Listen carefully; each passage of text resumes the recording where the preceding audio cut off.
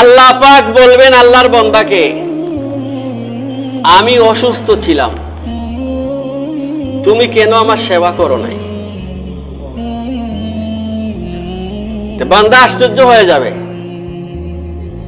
আল্লাহ এটা বলে কি? আল্লাহ অসুস্থ ছিলেন, এটা বলেন কি আল্লাহ? তো আল্লাহ পাক বলবেন, আমি অনাহারে ছিলাম, আমাকে কেন খাবার দেও নাই? সুবহানাল্লাহ বলেন।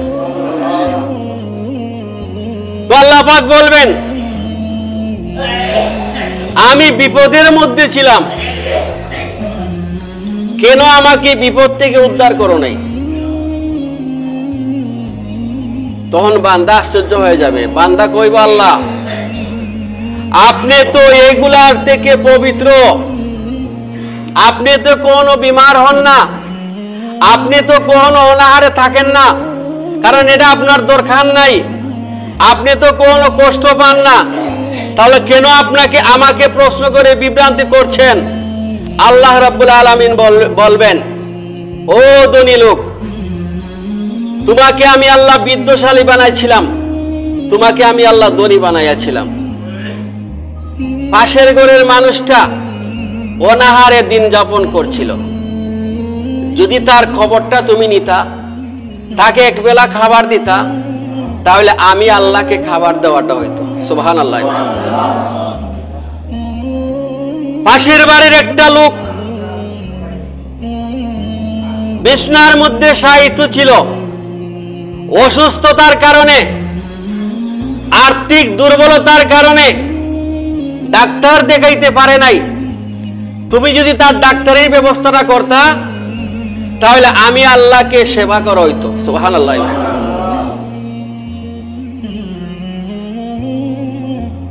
ওই মানুষগুলা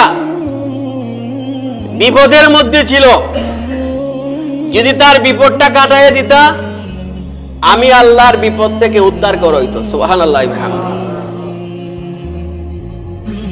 সুতরাং তুমি এগুলা করো নাই, আমি আল্লাহর ইবাদত করো নাই, আমি আল্লাহর সেবা করো নাই, আমি আল্লাহকে খানা দেও নাই, আমি আল্লাহকে সাহায্য করো নাই, আজকে তোমার কোনো হিসাব নাই, আজকে তোমার কোনো অংশ নাই, তুমি এমনিতেই জাহান্নামে চলে যাও।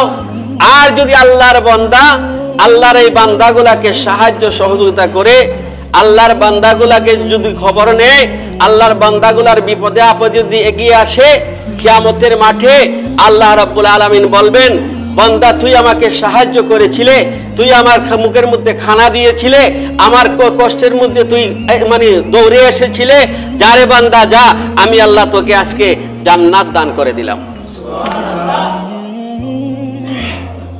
ভাই দোস্ত বুজুর্গ, দুনিয়া হচ্ছে আমলের জায়গা। এই দুনিয়াতে আমরা যা আমল করব, এই আমলে দেখতে পাবো।